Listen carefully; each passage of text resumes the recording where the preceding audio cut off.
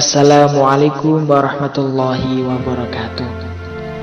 Teman-teman yang dirahmati Allah Subhanahu wa taala, perlu teman-teman ketahui bahwa ada 11 keutamaan menghafal Al-Quran bagi kehidupan dunia dan akhirat. Yang pertama adalah penghafal Al-Quran dia akan tergolong manusia terbaik.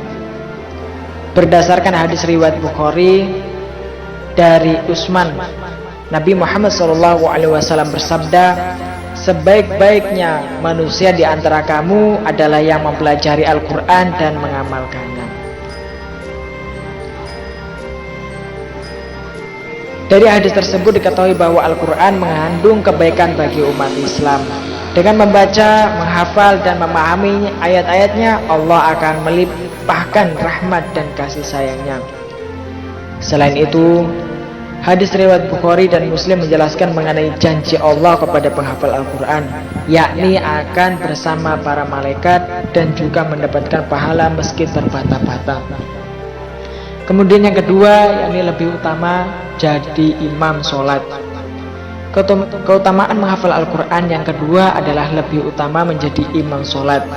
Hal itu diriwayatkan Rasulullah SAW dari Ibnu Mas'ud Ansori dalam hadis riwayat Bukhari, yang lebih berhak memimpin kamu adalah yang paling bagus bacaan Al-Qur'annya di antara kamu. Kemudian yang ketiga, yakni kedudukan penghafal Al-Qur'an berada di akhir ayat yang dibaca. Menjadi tahfiz Al-Qur'an ataupun penghafal Al-Qur'an memiliki kedudukan seperti pada akhir hayat yang dibaca. Kemudian yang keempat, yakni mendapatkan syafaat. Menjadi penghafal Al-Quran juga memberikan keutamaan di akhirat. Sebab dalam hadis riwayat Muslim, Rasulullah SAW bersabda, Al-Quran bisa memberikan syafaatnya atau penolongnya kepada pemiliknya. Kemudian yang kelima, yakni satu-satunya sifat hasud yang diperbolehkan.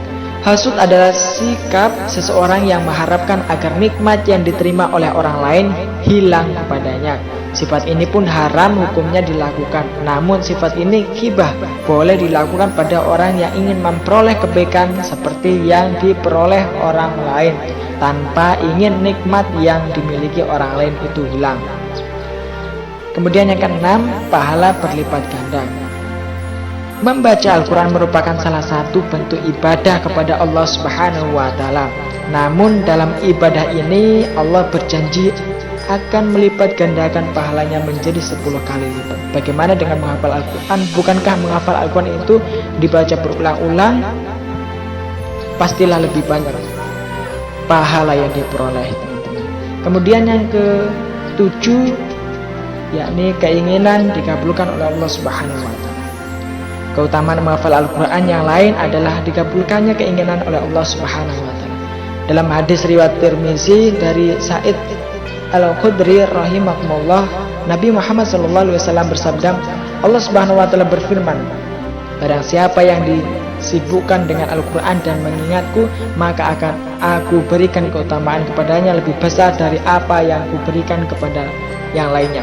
Dan keutamaan kalam Allah dibanding kalam lain ibarat keutamaan Allah dengan makhluknya. Kemudian yang ke-8, ibarat rumah yang indah. Dengan menghafal Al-Quran, hati akan menjadi lebih indah dan tenang.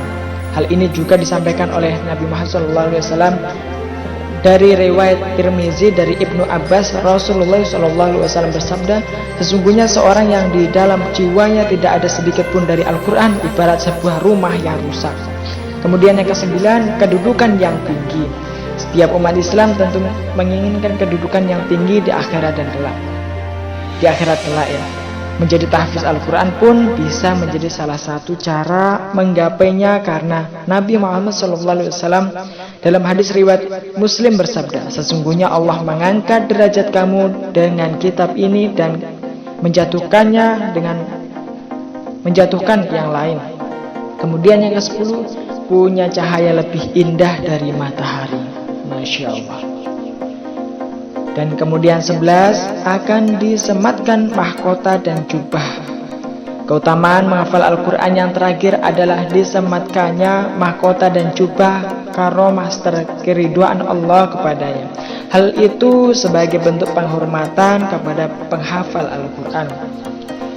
Berdasarkan hadis riwayat Tirmizi, Rasulullah SAW bersabda, penghafal Al-Quran akan datang kepada hari kiamat kecuali akan berkata, ya Tuhanku, berikanlah perhiasan kepada orang yang membaca Al-Quran, kemudian orang itu dipakaikan mahkota karomah kemuliaan. Sesudah itu Al-Quran memohon kembali, ya Tuhanku, ridhoilah dia, kemudian Allah Subhanahu wa Ta'ala meridhoinya.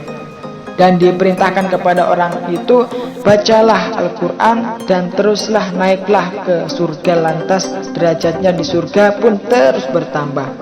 Pada setiap ayat yang dibacanya terdapat satu kebaikan.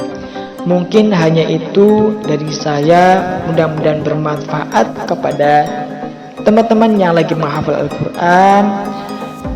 Wabillahi taufiq wal hidayah. Wassalamualaikum warahmatullahi wabarakatuh.